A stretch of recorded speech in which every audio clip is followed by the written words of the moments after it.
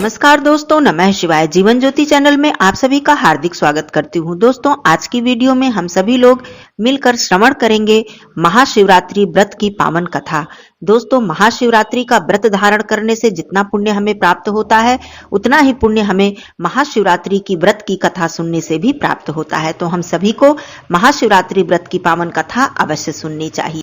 कर्पूर गौरम करुणावतारम संसार सारम भुजगेन्द्रहारम सदा वसंतम हृदयारविंदे भवम भवानी सहितम नमामि। एक बार माता पार्वती जी ने भगवान शिव जी से पूछा, ऐसा कौन सा श्रेष्ठ तथा सरल व्रत पूजन है जिससे मृत्यु लोक के प्राणी आपकी कृपा सहज ही प्राप्त कर ले। उत्तर में शिव जी ने माता पार्वती को शिवरात्रि व्रत का विधान बताकर यह कथा सुनाई। एक गांव में एक शिकारी रहता था। पशुओं की हत्या करके वह कुटुंब का पालन करता था। वह एक साहूकार का ऋणी था, लेकिन उसका ऋण समय पर वह चुका नहीं सका। क्रोधवश साहूकार ने शिकारी को शिव मठ में बंदी बना लिया। संयोग से उस दिन शिवरात्रि थी। शिकारी ध्यान मग्न होकर शिव संबंधी धार्मिक बातें सुनता रहा। चतुर्दशी को उसने शिवरात्रि की कथा भी सुनी। संध्या होते ही साहूकार ने उसे अपने पास बुलाया और ऋण चुकाने के विषय में बात की। शिकारी अगले दिन सारा ऋण लौटा देने का वचन देकर बंधन से छूट गया।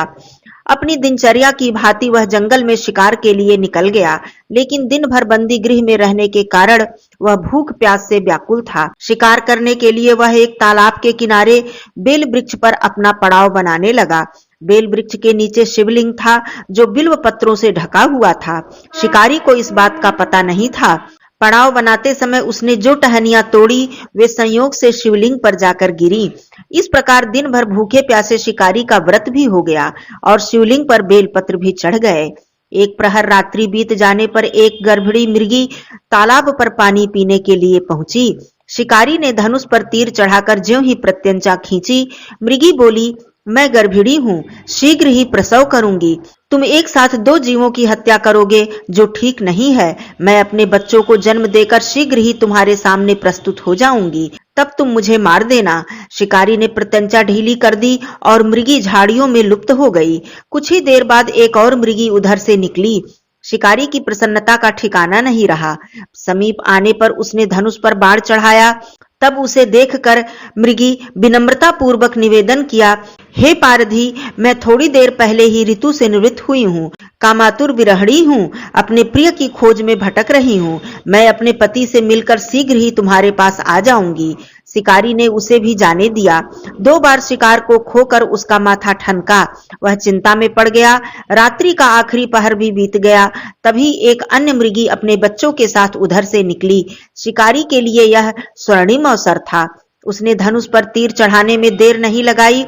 वह तीर छोड़ने ही वाला था कि मृगी बोली, हे पारधी, मैं इन बच्चों को पिता के हवाले करके लौट आऊंगी। इस समय मुझे तुम मत मारो। शिकारी हंसा और बोला, सामने आए शिकार को छोड़ दूं, मैं ऐसा मूर्ख नहीं हूं। इससे पहले भी मैं 2 बार अपना शिकार खो चुका हूं।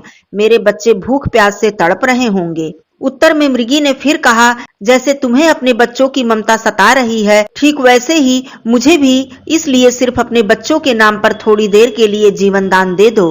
हे पारधी, मेरा विश्वास करो, मैं इनके पिता के पास इन्हें छोड़कर तुरंत लौटने की प्रतिज्ञा करती हूँ। मृगी का दीन स्वर सुनकर शिकारी को उस पर दया आ गई। उसने उस मृगी को भी जाने दिया। शिकार के अभाव में बेल वृक्ष पर वह बैठा रहा। बेल पत्र तोड़ तोड़ कर नीचे फेंकता रहा। पौ फटने को हुई तो एक हष्ट पुष्ट मृग उसी रास्ते पर आया। शिकारी ने सोच लिया कि इसका शिकार वह अवश्य ही करेगा। शिकारी की तनी हुई प्रत्यंचा को देखकर मृग विनीत स्वर में बोला, हे पारधी भाई, यदि तुम मुझसे पूर्व आने वाली 3 मृगियों तथा छोटे छोटे बच्चों को मार डाला है, तो मुझे भी मारने में विलंब न करो, ताकि उनके वियोग में मुझे एक क्षण भी दुख न सहना पड़े। मैं उन मृगियों का पति हूँ। यदि तुमने उन्हें जीवन दान दिया है, तो मुझे भी कुछ क्षण के लिए जीवन दान दे दो। मैं उनसे मिलकर तुम्हारे सामने उपस्थित हो जाऊंगा। मृग की बात सुनते ही शिकारी के सामने पूरी रात का घटना चक्र घूम गया। उसने सारी कथा मृग को सुना दी। तब मृग ने कहा, मेरी तीनों पत्नियां जिस प्रकार प्रतिज्ञाबद्ध होकर गई हैं, मेरी मृत्यु से वह अपने धर्म का पालन नहीं कर पाएंगी। अतः जैसे तुमने उन्हें विश्वास पात्र मानकर छोड़ा है, वैसे ही मुझे भी जाने दो। मैं उन सबके साथ तुम्हारे सामने शीघ्र ही उपस्थित होऊंगा। उपवास, रात्रि जागरण तथा शिवलिंग पर बेलपत्र चढ़ाने से शिकारी का हिंसक हृदय निर्मल हो गया था। उसमें भगवत शक्ति का वास हो गया था। धनुष तथा बाण उसके हाथ से सहज ही छूट गए। भगवान शिव की अनुकंपा से उसका हिंसक हृदय कारुणिक भावों से भर गया। वह अपने अतीत के कर्मों को याद करके पश्चाताप की ज्वाला में जलने लगा। थोड़ी ही देर बाद मृग सपरिवार शिकारी के सामने उपस्थित हो गया ताकि वह उनका शिकार कर सके, किंतु जंगली पशुओं की ऐसी सत्यता, सात्विकता और सामूहिक प्रेम भावना को देखकर शिकारी को बड़ी ही ग्लानि हुई। उसके नेत्रों से आंसुओं की झड़ी लग गई। उस मृग परिवार को न मारकर शिकारी ने अपने कठोर हृदय को जीव हिंसा से हटाकर सदा के लिए कोमल तथा दयालु बना लिया। देवलोक से समस्त देव समाज भी इस घटना को देख रहा था। घटना की परिणति होते ही देवी देवताओं ने पुष्प की वर्षा की। तब शिकारी और मृग परिवार मोक्ष को प्राप्त हुए। अनजाने में ही शिवरात्रि के व्रत का पालन करने पर शिकारी को मोक्ष की प्राप्ति हुई। जब मृत्यु काल में यमदूत उसके जीव को ले जाने के लिए आए तो शिवगणों ने उन्हें वापस भेज दिया तथा शिकारी को शिवलोक ले गए। शिव जी की कृपा से ही अपने इस जन्म में राजा चित्रभानु अपने पिछले जन्म को याद रख पाए तथा महाशिवरात्रि के महत्व को जानकर उनका अगले जन्म में भी पालन कर पाए।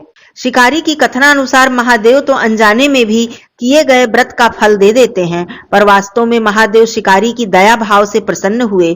अपने परिवार के कष्ट का ध्यान होते हुए भी शिकारी ने मृग परिवार को जाने दिया।